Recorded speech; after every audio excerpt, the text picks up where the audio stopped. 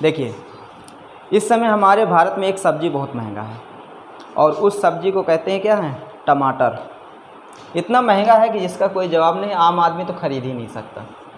ठीक है, अब टमाटर इतना महंगा क्यों है, इसके पीछे दो कारण हैं। पहला कारण है प्राकृतिक और दूसरा कारण है मानवीय। अब देखिए, जो प्राकृतिक कारण है वो ये है कि जिन क्षेत्रों में टमाटर की खेती की जाती है उन क्षेत्रों में क्या हो गया कि इस बार बरसात ज़्यादा हो गई, जिसके चलते टमाटर के जो पेड़ थे वो नष्ट हो गए। और यही कारण हुआ कि जब टमाटर का पेड़ ही नहीं रहेगा तो टमाटर कहाँ से आएगा। ठीक, तो ये तो प्राकृतिक कारण हो गया। और प्राकृतिक कारण में मेन क्या हो गया, वर्षा। अब देखिए, मानवीय कारण में क्या है कि भारत में टमाटर जितना पैदा किया जाता है ना, उससे कहीं ज़्यादा खपत है हमारे देश में। मैं आपको बता दूं, पूरे भारत की वर्तमान में जो आबादी 140 करोड़ है। और आपको ये भी मैं बता दूं, टमाटर एक ऐसी सब्जी है जिसे वेज और नॉन वेज दोनों में यूज किया जाता है और साथ में जंक फूड में अलग से यूज कर लिया जाता है। अच्छा, एक चीज़ और बताएं, टमाटर इतना महंगा ना होता अगर आंध्र प्रदेश में ना बाढ़ आती, आंध्र प्रदेश में ज़्यादा बरसात ना होती, तो कभी टमाटर इतना महंगा ना होता। क्योंकि टमाटर उत्पादन में भारत के 7 राज्य प्रमुख हैं और वो 7 राज्य कौन कौन से हैं, इस नक्शे के माध्यम से देखिए। ये आपका आंध्र प्रदेश है, ये आपका उड़ीसा है, ये उड़ीसा, छत्तीसगढ़ हो गया, मध्य प्रदेश हो गया, उत्तर प्रदेश हो गया, वेस्ट बंगाल हो गया, बिहार हो गया। ये भारत के ऐसे राज्य हैं जहां टमाटर की खेती की जाती है और इन्हीं 7-8 राज्यों से भारत का 75% टमाटर का उत्पादन किया जाता है, इन्हीं 7-8 राज्यों से। तो कहीं ना कहीं देखा जाए महत्वपूर्ण भूमिका निभाते हैं ये राज्य टमाटर उत्पादन में।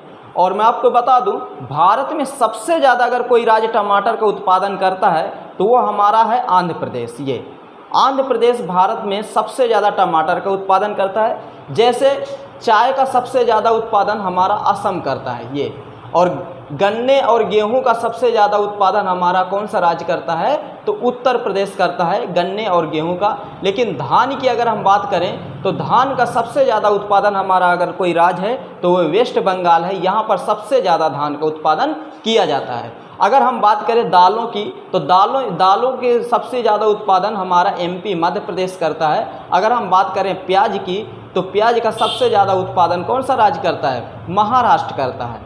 ये महाराष्ट्र, सबसे ज़्यादा प्याज यहीं से पैदा की जाती है। ठीक है, अब देखिए टमाटर इतना महंगा हो गया क्योंकि आंध्र प्रदेश में इस साल पिछले साल की अपेक्षा ज़्यादा बारिश हो गई, जिसके चलते टमाटर की फसल को नुकसान पहुंचा और टमाटर नहीं हो पाया।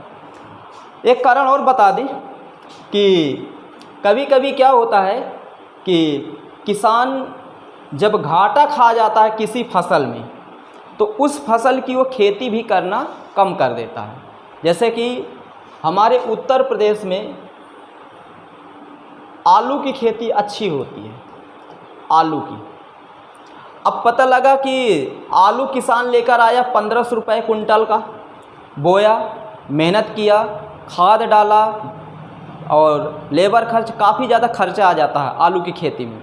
और वही आलू जा कर के 200 रुपये कुंटल, 300 रुपये कुंटल बिक रहा है। तो कहीं ना कहीं देखा जाए किसान फिर आलू से नफरत करने लगेगा, यार इससे अच्छा कोई दूसरी फसल करते हैं। ठीक है, तो ये भी हो जाता है कभी कभी। तो मुझे लगता है कि आंध्र प्रदेश में तो बरसात हो गई जिससे उसकी फसल नष्ट हो गई, लेकिन इन राज्यों में क्या होता है कि ये राज्य जो टमाटर की खेती नहीं कर पाए या ये राज्य इस बार टमाटर की खेती कम किए हैं, तो कहीं ना कहीं इसका भी यही एक कारण होगा, क्योंकि जहाँ पर उसकी खेती की जाती है वहाँ पर उसका रेट बहुत कम रहता है। जैसे हमारे उत्तर प्रदेश में आलू की खेती की जाती है और जब आलू की खुदाई होती है तो आलू का जो रेट होता है, अगर आप किसान से लोगे, मार्केट से नहीं लोगे, तो आपको काफ़ी अंतर होगा किसान के रेट में और मार्केट के रेट में। आप ये समझ लीजिए 50-50 का अंतर होगा, इतना अंतर आ जाएगा। ठीक, अब आगे चलते हैं। इस दुख की संकट घड़ी में एक हमारा पड़ोसी देश है, बहुत अच्छा है, हम तो उसे सैल्यूट करेंगे, उसने भारत की मदद की है। अब देखिए, ये हमारा पड़ोसी देश है, ये इसे हम कहते हैं नेपाल। मैं आपको पिछले बार भी पढ़ाया था कि नेपाल और भारत के बीच जो रिश्ते हैं वो रोटी और बेटी के हैं, रोटी और बेटी के रिश्ते हैं हमारे और नेपाल के बीच में। और नेपाल ने इस बार भारत से कहा कि आप घबराइए ना, आपके यहाँ टमाटर का जो रेट है इतना ज़्यादा उछल रहा है, बढ़ रहा है, आपके यहाँ जो जिन क्षेत्रों में टमाटर की खेती हो रही है उन क्षेत्रों में बरसात ज़्यादा आ गई है, तो आप घबराइए नहीं, मैं आपको टमाटर का आयात करूँगा। तो अब हमारा जो भारत है वो टमाटर का आयात किससे करेगा? नेपाल से करेगा। देखिए उसके भी पीछे पूरी कहानी मैं आपको बता दूँ। देखिए नेपाल में यहाँ पर है काठमांडू, नेपाल के काठमांडू वीरगंज क्षेत्र में काफ़ी ज़्यादा टमाटर की खेती की जाती है और नेपाल कई देशों को टमाटर का निर्यात भी करता है।